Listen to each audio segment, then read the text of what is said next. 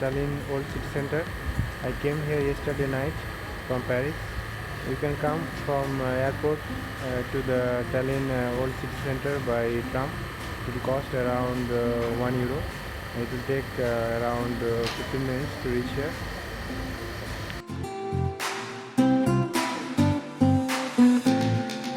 I just bought this Tallinn card from the tourist information center in Old Town Square, and it's around €37 for 48 hours, and it covers like museums and all the attractions, and also the public transport, so it's very useful, I think.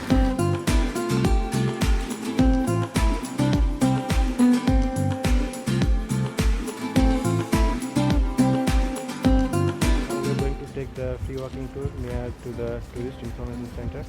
It's a medieval tour, so it will cover all the medieval attractions in Tallinn. So I think it will be quite interesting. So let's see.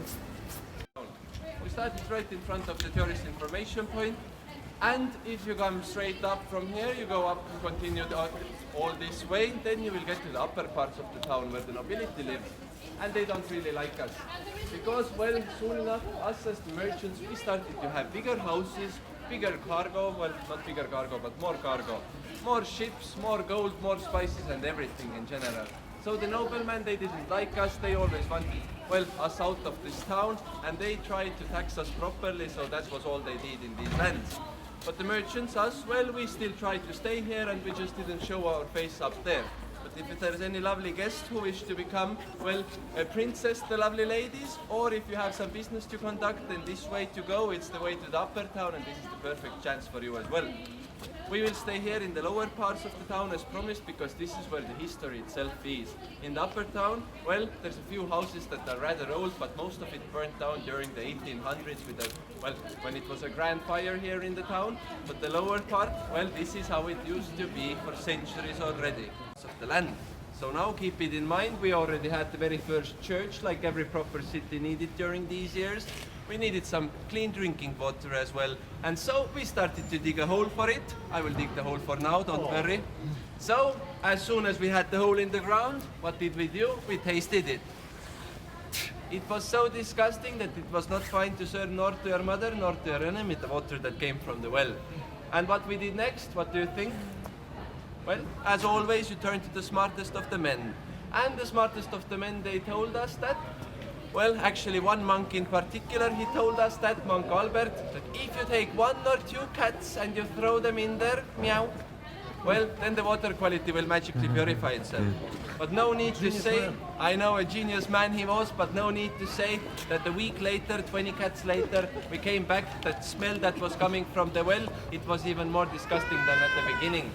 So what we did, we closed down the well for good, and it has been closed ever since.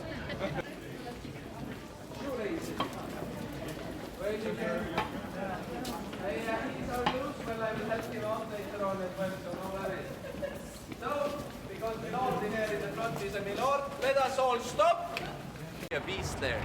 And, well, he is not Bambi, just so you would know. He is the hero of our lands, or actually of our very next story. So now, you know that on the year 1219, the brave King Voldemort II, he came to these lands to conquer the wooden fort up on top of the Toompea hill. And after the successful battle, he did what every man does after a successful battle. So? Drunk. So he had a bit to drink, a bit too much, and he decided to organize a feast. But for the feast, what did he need? Some game meat. He went around the new conquered lands, and instead of those houses here, what did he see? Well, forest and lush greenery. The bushes like these on the side of the hill, and one of those bushes was moving. What would you think it is, my lord? Do you think it's an Estonian counterattack? Maybe it should be on fire. Maybe it should be. Maybe it's his angry wife waiting him home. Maybe. Well, this is the wrong answer, but no, maybe it's a beast who popped his head out, looked at the king looked at the deer, and the deer, they were staring at each other like two lovers at full moon.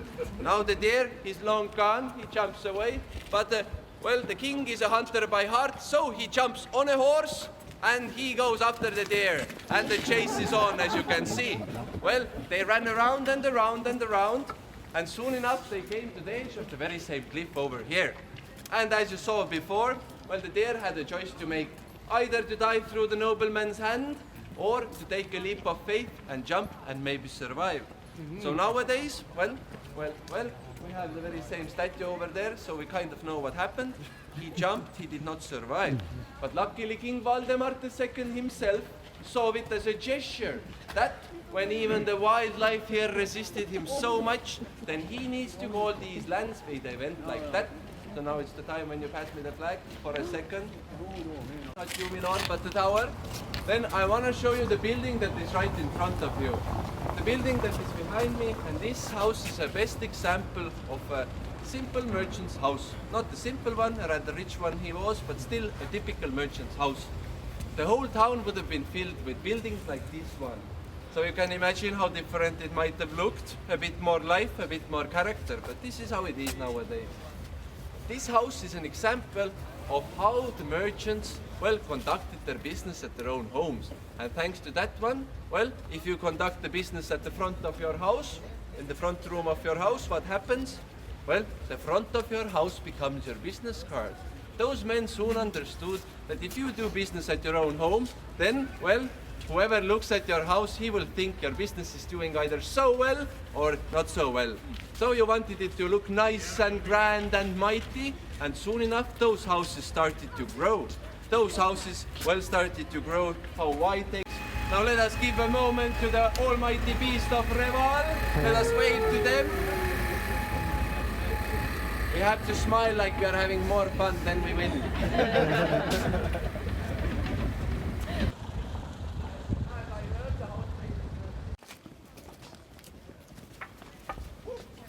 You can already gather around the door because, well, the door is still an old one and we don't want to freeze.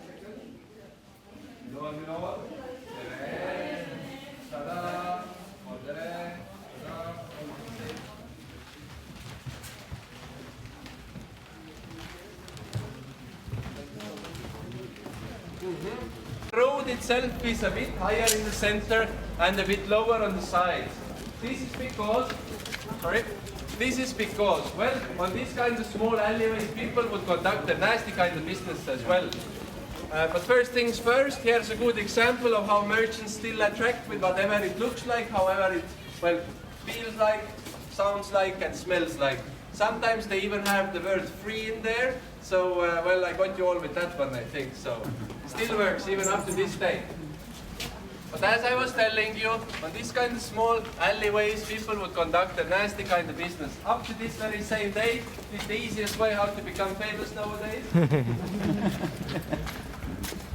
And on these kind of alleyways, people would have chamber pots up on the second and third floors.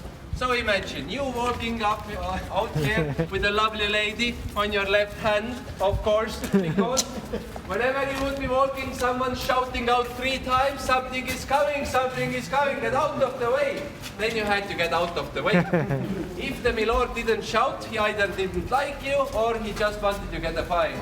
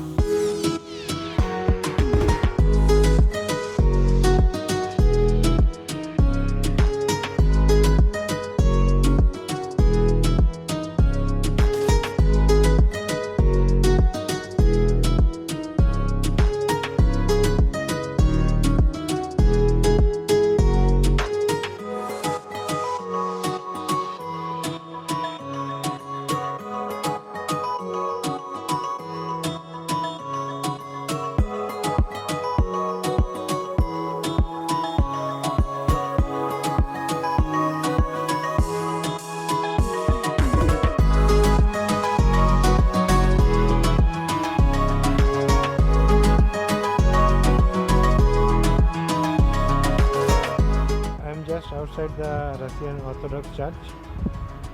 The view is quite beautiful from here.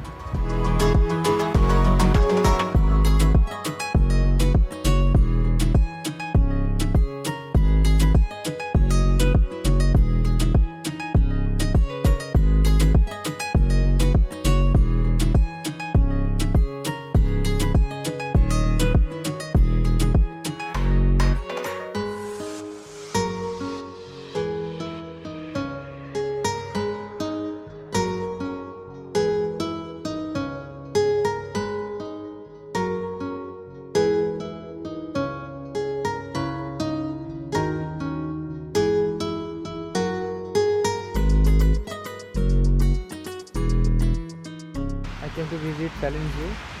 It's 30 minutes by bus from the old city center. The ticket cost is around €1 on the transport, and the entry fees is €6, but it's free with the Tallinn card. So let's see.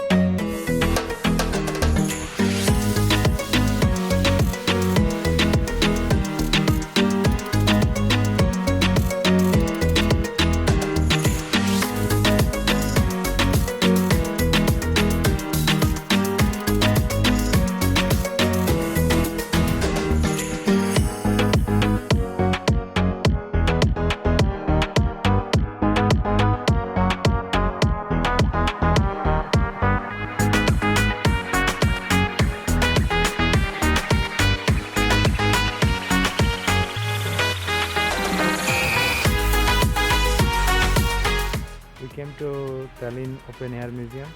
It's 10 minutes from the zoo. You can take bus 21 to reach here. It's a medieval themed museum. So let's see inside.